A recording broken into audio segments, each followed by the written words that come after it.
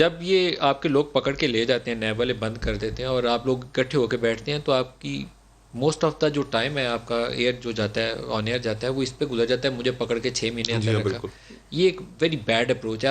آپ اپنے ذاتی ایشوز کو ضرور انگیج کریں عدالتوں کے ذریعے، لیکن جب آپ پوزیشن لیڈر کے طور پر بیٹھتے ہیں تو پاکستان کے ایشوز لے کر آئے. یہ نیگیٹو فیل جاری ہے لوگوں کے اندر. اسی لیے ملک صاحب جب اس پروگرام کے اندر بھی گفتگو میں نے کی اور زبیر عمر صاحب نے کی، تو اس میں ہم نے 18th امینڈمنٹ کا ذکر کیا، NFC ایوارڈ کا ذکر کیا کہ جو ہمارے خدشات ہیں. ہم نے عوام کے ایشوز، مہنگائی، بے روزگاری، فارن پالیسی، ان چیزوں کے اوپر لوگوں کی توجہ دلائی.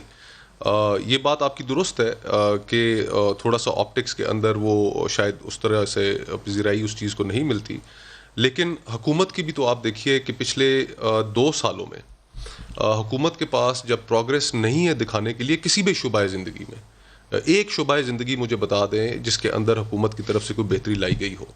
تو جب وہ نہیں ہے تو یہ صرف اور صرف ایک پولیٹیکل نیریٹو، ریٹورک کہ جی ہم NRO نہیں دیں گے، ہم اگر وزیر اعظم کھڑے ہو کر امریکہ جاتے ہیں، وہاں پر کھڑے ہو کر اگر تقریر کرتے ہیں تو میں AC اتار لوں گا، میں فلانے کو اندر ڈال دوں گا، غیر معیوب سی باتیں وزراء آ کے ٹی ویوں پہ کریں.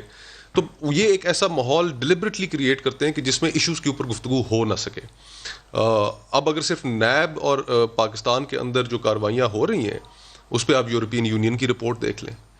یورپین یونین کی رپورٹ کہہ رہی ہے، جس نے ہمیں GSP+ دیا ہوا ہے، کہ پاکستان میں نیب ایک پولیٹیکل ٹول کے طور پہ استعمال ہو رہا ہے. ہیومن رائٹس واچ کی رپورٹ دیکھ لیں، جب آپ سپریم کورٹ کی ججمنٹس دیکھ لیں. ہے تو اس میں لاسٹ آئٹم یہ ہونا چاہیے کہ جی نیب کے اندر ریفارمز ہونی چاہیے. ادر آئٹم ہونا چاہیے لوگوں کے اندر مہنگائی ہے، پہلی بے پرائرٹی روزگاری جو ہے، ہے وہ عوام فارن پالیسی کے چیلنجز ہیں. پاکستان ہونا چاہیے نا. بالکل، میں آپ سے ایگری کرتا ہوں.